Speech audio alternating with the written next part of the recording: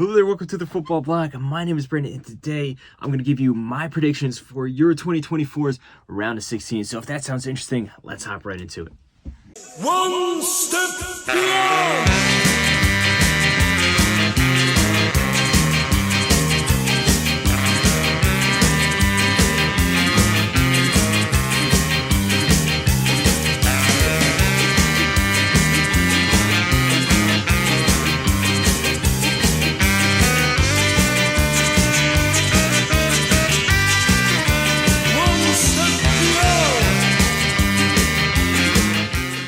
So the round of 16 for Euro 2024 is finally here. We only have 16 teams left. Now let's see who is going to go through, who is going home, and all my thoughts of everything in between. Let's start off, without ado, with the first matches of this round, and we're going to look at Switzerland versus Italy. A very interesting matchup. Both of these teams have had very different paths up until this point. Switzerland has had a very good run up until this point, surprising many, finishing second in their group, but they were top of the group briefly for 1 point there, versus Italy was briefly third at 1 point. It's been a very up and down campaign for them. When you compare these two teams together, though, I think that Italy overall is the better team, just in terms of the star power that they have, also the history that they have in this tournament. Obviously, they're the reigning champions. They have such a strong winning culture. Switzerland, on the other hand, is a team that always consistently does well enough to get to the knockout stage, but then at that point, they usually reach their limits. They're not necessarily a country with the widest talent pool to call from. However, that point has changed somewhat recently to some extent. They did beat France at Euro 2020 in the round of 16 before getting to the quarterfinals there. But I don't necessarily think the team has improved that much since then. They're essentially just the same squad of players. They play very similarly. They're a very consistent team, but they do have a ceiling here, which is why I think Italy will come out on top. Italy, not everything is piecing together like it should be, but when the chips are down, they still are an extremely tough team to play against. The problem is scoring goals, but I think, like I said, when their backs are up against the wall, they could force something, but it's not going to be an easy game for either team. So I think it's going to be 1-1 after extra time, and it's going to go to penalties. And Italy love penalty shootouts, and I think they will come out on top here. Now let's look on to the second game on that day. We have Germany, the host nation, going up against Denmark.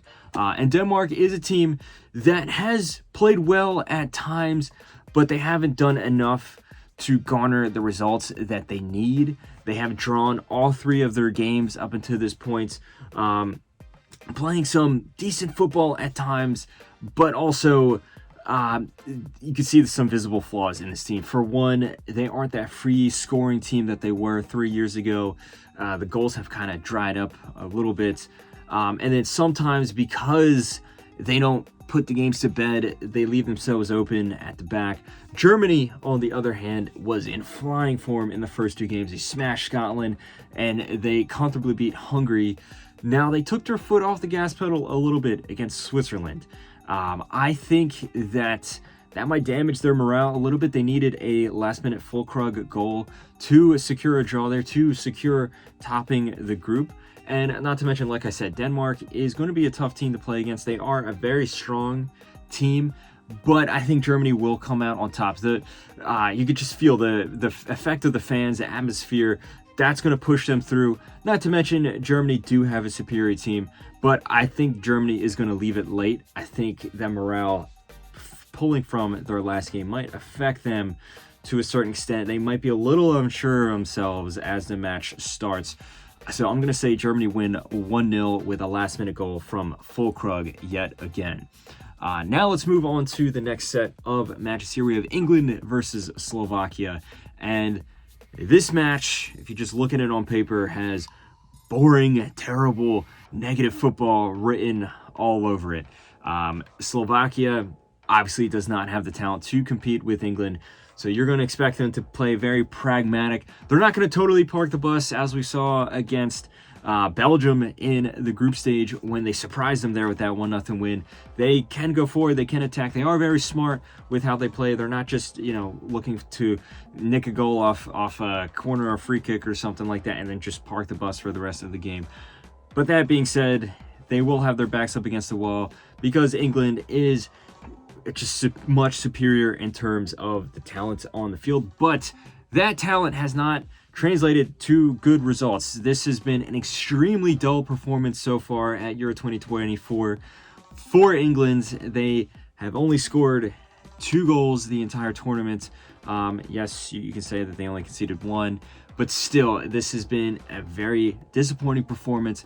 The way that this Southgate style does not match up with the players that he has at his disposal is, I think, the major reason why we don't see them clicking. Not to mention, I think Southgate's style has just gone a little bit stale. I think he's been there for a little too long. I do think that England will have enough to overcome Slovakia, though, but I think it's going to be exactly how they play the rest of their games, where maybe they get an early goal after some good pressure, where you start to see the individual brilliance from their attacking players come out. But then after getting that goal, after reaching a point of comfortability, they are going to step back, they are going to defend, and then unfortunately, I don't think Slovakia has enough in them to really break down England's defense on a consistent basis to score. So I'm going to say England come out on top in a very dull, somewhat of a close game, 1-0 winners there. Now, the next game that day is a game that I think is going to see a lot more goals, and that's Spain versus Georgia. Spain, up until this point, I think is the best team in the tournament. I did say I was leaning towards Germany earlier on, but after that draw against Switzerland, I think it's Spain. They're the only team left with a perfect record. They have yet to concede a goal as well. They've been playing some beautiful attacking football. It's a new hybrid style of a very high intensity, very high pressure team with still some of that, very, very inherent and inevitable Spanish possession-based style that they've been playing for the past 20 years. So I think it's meshing well together. Not to mention they have such a talented team, specifically in the midfield and on the wings. So I think that they are going to be able to overcome Georgia, but Georgia is going to put up a good show here. This Georgia team has shown so much passion and so much heart to get to this point here. On paper, they are probably the worst team at this tournament. According to the FIFA rankings, they are the lowest ranked team in this tournament, and yet they have done enough to get out of their group and make it up to this point. Like I said, it's not going to be enough to overcome Spain, but I do think they will score the first goal on Spain this tournament. I'm going to say 3-1 to Georgia. I just think the immense midfield control that Spain has, as well as how dynamic their wingers are, is going to be too much for Georgia to handle. Now, the next match that we have looking here in the round of 16 is another big matchup, the biggest matchup up until this point, and that is France versus Belgium. Repeat of the 2018 World Cup semifinals. Two teams with a lot of history behind them, both in the sport and outside of the sport. A lot of cultural connections there, and a lot of players that have played with each other at multiple points of their career. So it'll be very interesting to see how this match ends up. Now, I do think that both of these teams are heading into this match with talented squads, but that are playing far below expectations. France finished second in their group. They only scored 2 goals. One was an own goal, one was a penalty from Mbappe. Belgium started off the tournament with a loss to Slovakia. They followed that up with a good win versus Romania, but also a very disappointing draw in their last game. And they also finished second in their group there. So I think that it's going to be a choice of who gets their act together quicker. And between these two teams, I think Belgium has way more issues.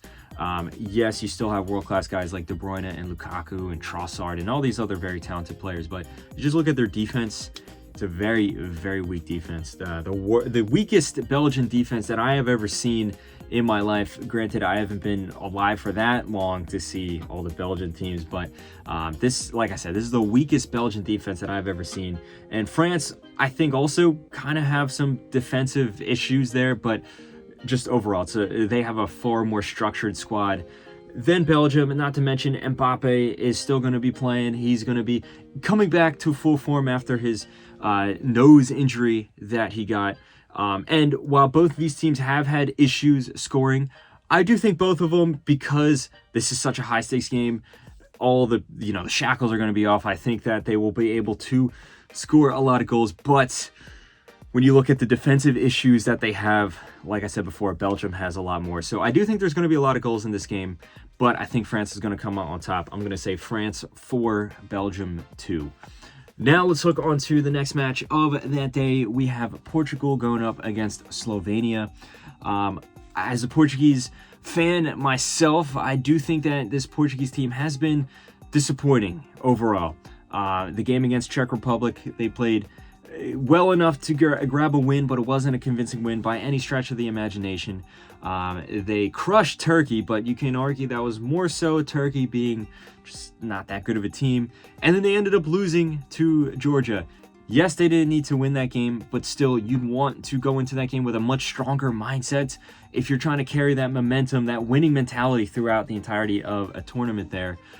So there is a lot of talent in this team, but I think the issue there is the manager, Roberto Martinez. I've talked about this so many times on this channel, but I don't think Roberto Martinez is tactically skilled enough to really deal with teams that'll sit in and defend, or equally talented teams as well. That being said, I don't think these flaws will be exposed in this game here, because Slovenia is a team that is going to be tough to play against, but they are not necessarily a top class opposition. They've had some good results in the group stage there. Nabbing the draw against England was very respectful. Also nabbing the draw against Denmark as well. But there has been times where they've been outplayed. There has been times where it looked like they were down and out. They have a very strong spirit. They have a very strong team mentality, but on paper, their squad is not that strong. So I think Portugal will come out on top. I think it's going to be a 2-1 win, but I don't think it's going to be a very inspiring win. It's just going to be a simple fact that Portugal has more talented players there. I do think that Cristiano will score his first goal of this tournament, though. Now let's look on to the last two matches, and the first one we're going to look at here is Romania versus the Netherlands. The Netherlands is a team that I thought going into this tournament was going to make it to at least a final. I thought they were going to be one of the best teams of this tournament, and so far we have not seen that. They did just enough to beat Poland. They looked, pretty dull against France, and they got completely outplayed by Austria in their last group stage game there, bumping them all the way down to third, where they find themselves here against Romania, who is a team that they have one mark on their record, the one negative mark, which is losing to Belgium. But other than that, it's been a very, very good tournament for Romania. Very surprisingly so. I didn't expect Romania to do this well. I don't think anyone did, maybe except some people who are Romanian themselves. They smashed Ukraine in the opening match there. And then, like I said, they did lose to Belgium, but that was a game that they had a ton of chances in. They could have got back on the score sheet. They could have even tied up the game possibly. And then they did just enough in their last game to qualify for the knockout rounds. So I think that Romania has the edge in terms of the momentum going into this match. They are a team that has no expectations at all, no pressure at all. So they are just flying high here. They play a very fun and fast and dynamic style of football, which can tear teams to shreds if they are not careful. Now, on paper, the Netherlands probably have the best defense in the world, not just in the Euros, but we haven't really seen that this tournament. I mean, they conceded 3 goals in their most recent game here. I don't think this defense is really going to be able to contain Romania. I do think that it's going to be a lot tighter because, of course, the stakes are much higher, but I'm going to give the edge to Romania here. There's always at least one upset in these tournaments at this stage. I think that this is going to end up a 1-1 after regulation time. It's going to go to penalties, and I think Romania is just going to squeak through. Now, the last game that we're going to be looking at here is Austria versus Turkey. And this is a game that could be very exciting. Turkey, at times, has shown that they can play some very fun and attractive football. They also do have a talented squad, but then at other times, they can just completely collapse. Austria is a team that started off with not the best result, losing to France there, but they had an admirable performance, and then they grew with each game. They had a very good performance against a tough Polish team, beating them 3-1, and then an extremely impressive 3-2 win over the Netherlands, which I already talked about before. I think that Austria is going to be the surprise team of this tournament. I said that I think they're going to surprise many, and so far, that is exactly what happened. They have been playing very, very well. I think they have such a high momentum from their last 2 games that nothing's going to stop them here at this stage of the tournament at the round of 16. I think they're going to blow away Turkey. I think it's going to be a 3-0 result on the night. I think in terms of their star players, just in terms of form, their star players are playing much more consistently up to form. The team, just the way that they play together, is much more cohesive than Turkey. And then also, like I said, the momentum is the biggest thing, though. They're carrying into this game with 2 great wins on their back. I think they're going to follow it up with a third here. So that is my predictions there. To sum it up, I'm saying Italy, Germany, England, Spain, France, Portugal, Romania, and Austria are the teams that are going through to the quarterfinals. Let me know all your thoughts below. Do you agree? Do you disagree? Do you think I'm overrating some teams, underrating others? Let me know all your thoughts. Don't forget to like and subscribe. Share this video with a friend. Follow the Football Bloc on social media. But anyway, guys, my name is Brandon. This has been the Football Bloc, and I hope you have a nice rest of your night. One step beyond.